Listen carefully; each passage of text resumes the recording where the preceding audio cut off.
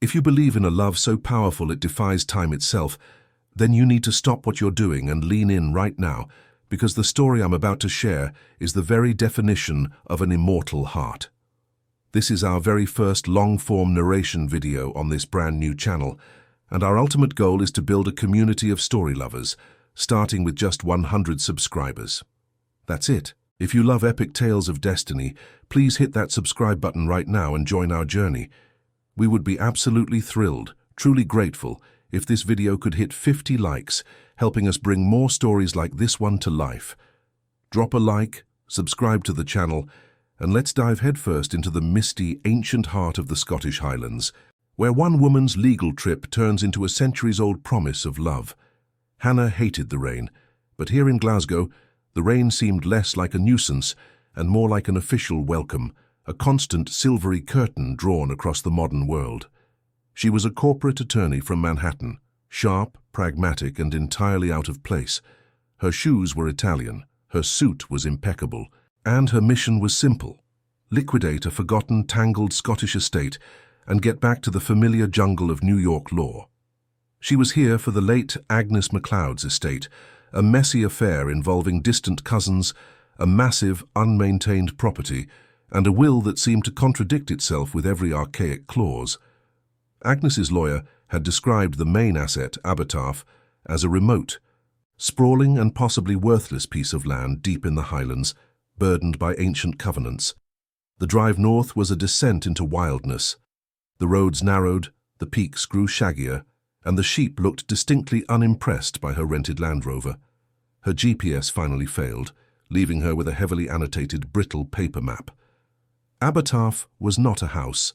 It was a sprawling, crumbling fortress, a great grey stone entity that looked less like a home and more like a permanent sullen fixture of the landscape.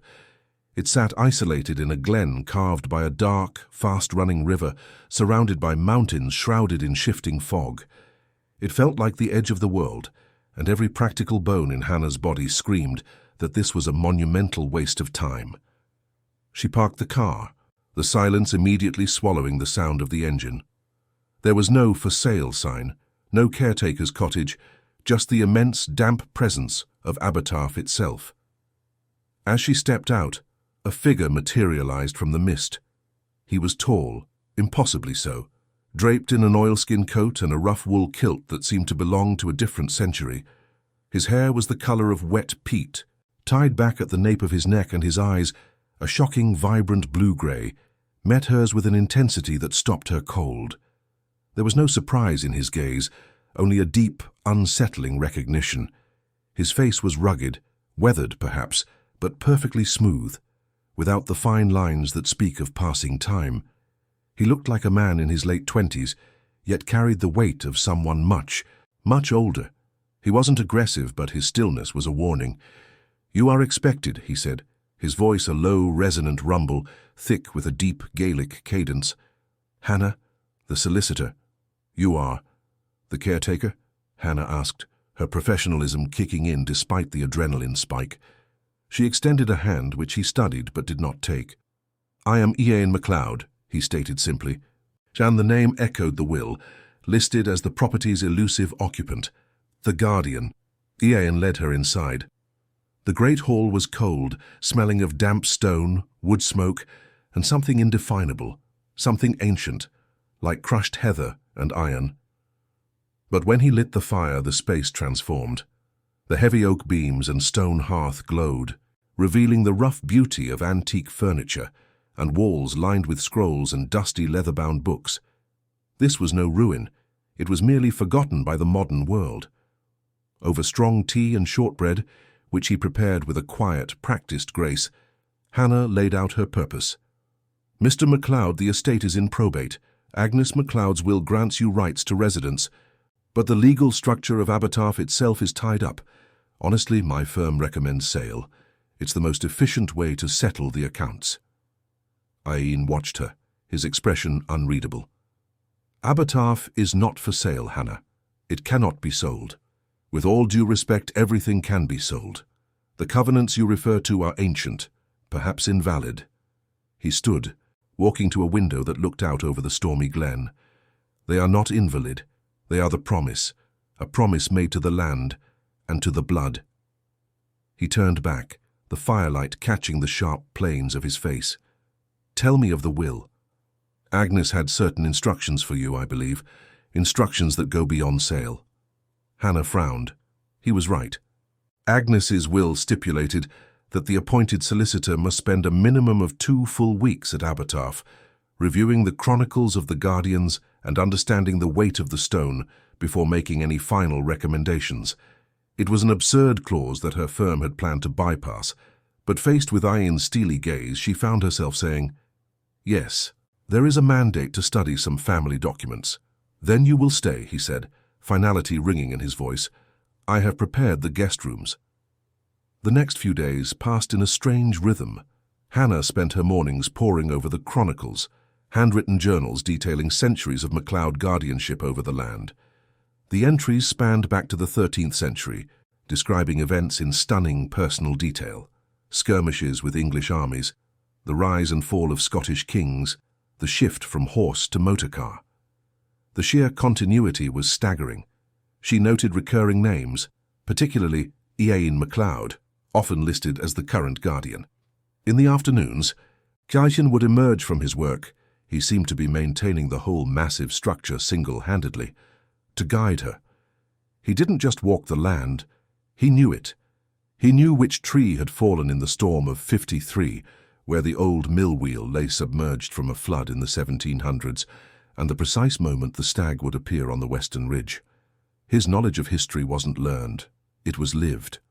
One evening, while examining a sketch of Abertarf from the mid-1600s, Hannah paused. "Ian," she called out, comparing the drawing to him.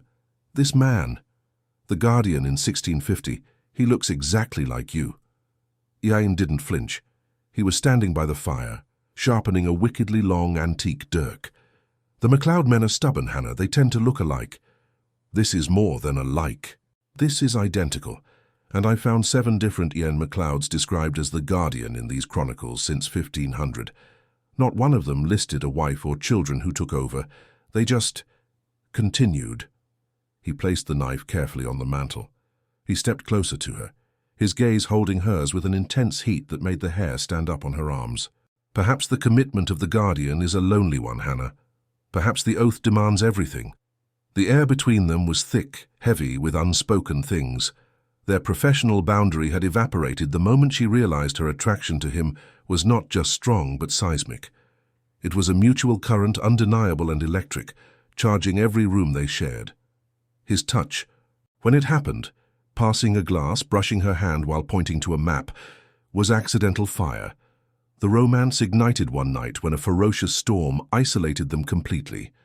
The power went out, and the only light came from the massive hearth in the hall. They sat together, the silence broken only by the wind's roar and the crackle of the flames.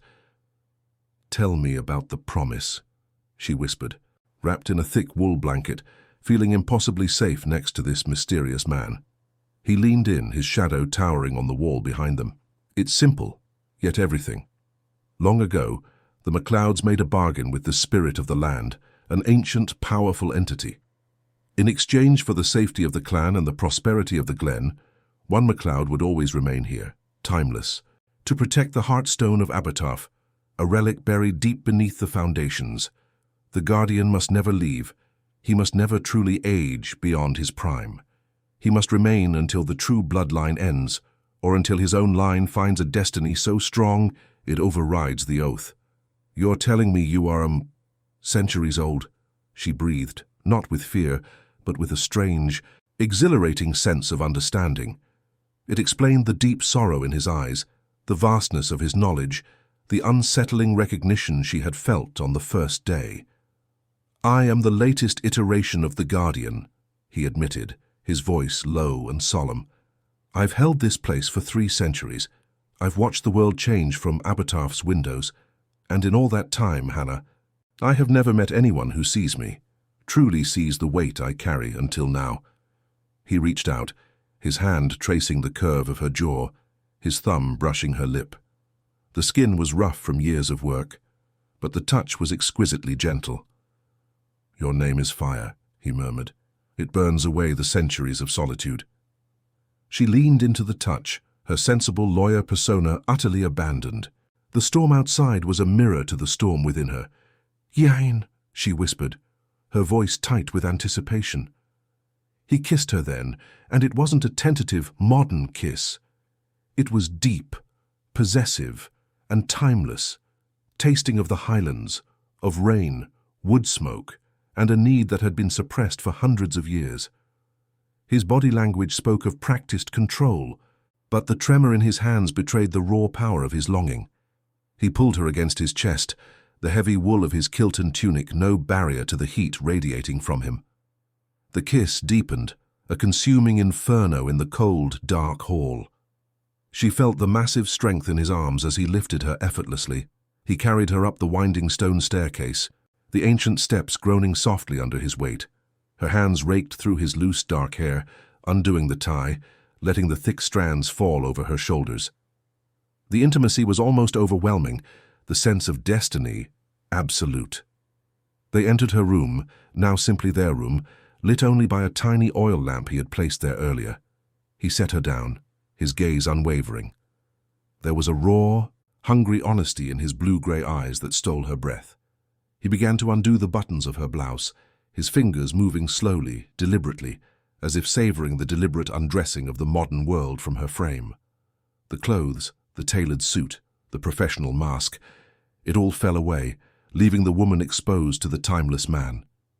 300 years, Hannah, he breathed against the sensitive curve of her neck, and I feel like I've been waiting for this moment since the stones were first set.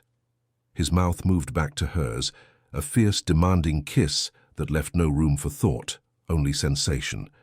Her hands slipped beneath his thick wool shirt, finding the corded muscle of his back, the sheer, undeniable power of a body maintained outside the laws of nature.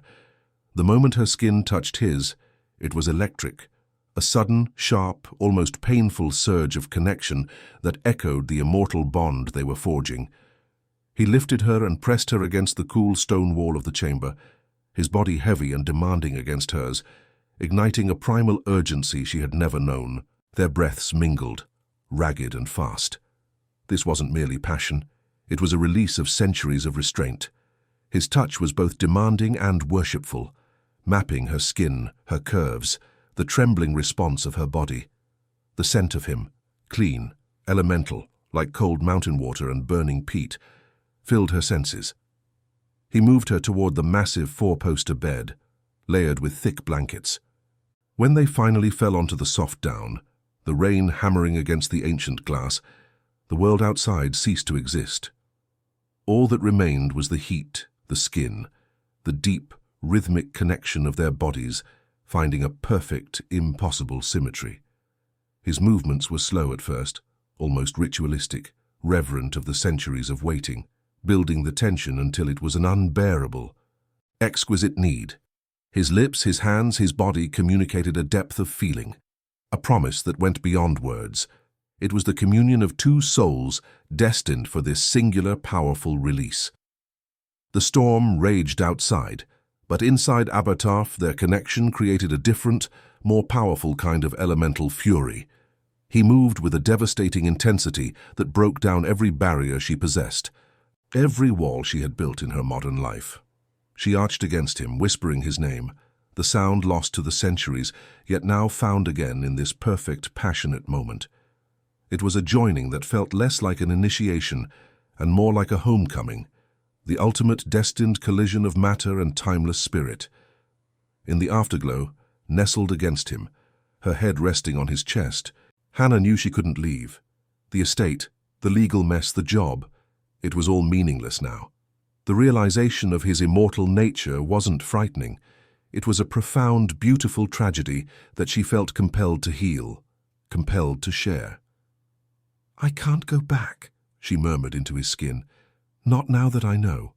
He stroked her hair, his breath soft against her temple. "You are an anchor, Hannah. You make the passage of time meaningful again. But my life is bound here, the promise." The reality of the situation crashed in the next morning. A rival cousin, a man named Duncan MacLeod, arrived with a team of surveyors, intent on challenging the will and selling the timber rights. Duncan was sharp, aggressive, and entirely modern, and he saw Abertarf as pure financial gain. "Look at this place, Aikin," Duncan sneered, standing in the great hall. "It's a liability. You living here are a liability. The will is vague, and I intend to prove that your guardianship is nothing more than squatting. These covenants are fantasy." Hannah, now fully dressed but fiercely protective, stepped forward. "The will requires a formal review period, Mr. MacLeod. I am the executor's appointed representative, and I haven't completed my assessment." Duncan's eyes narrowed as he took in Hannah and the obvious intense chemistry between her and Ian. A Manhattan lawyer falling for the eccentric squatter? How cliché. "The only thing you're reviewing is his archaic charm, Hannah." The immediate threat forced Ian to reveal more of his truth. He took Hannah down to the hidden cellar beneath the foundations. There, behind a false wall, was a chamber of raw, unhewn stone, dominated by a single pulsing quartz artifact, the Heartstone of Abertarf. It glowed with a faint, internal light, and the air around it thrummed with ancient, cool energy. "The stone is the promise," Ian explained. "It keeps the glen safe, the balance true. It keeps me tied to this time, this life. Duncan believes that if he removes the stone, the covenant breaks and the land becomes common property." "But why can't you just leave now that you've found me?" Hannah asked, her voice tight with anguish. "The oath dictates the Guardian may only be released if the bloodline ends, or if the Guardian willingly sacrifices his immortality to live a single, finite life. If I choose mortality now, the stone loses its protector, and the land, which is far more than just soil and rock, becomes vulnerable to chaos and to people like Duncan." He showed her the final secret clause in the MacLeod Chronicles, an entry written in the same hand as the 17th century entries. It was a prophecy. "The Guardian's fate shall be sealed not by death, but by the love of a woman of external waters, who by embracing the promise shall share the burden." "You," he whispered, holding her face between his palms, "you are the woman of external waters. The promise foresaw you. You are my destiny." The legal dilemma provided the answer. The will was indeed contradictory. Agnes MacLeod, the last official MacLeod, had known the secret. She hadn't just made Hannah review the chronicles.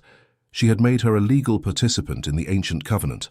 The 2-week review period was set to expire just as Duncan's legal injunction would take effect.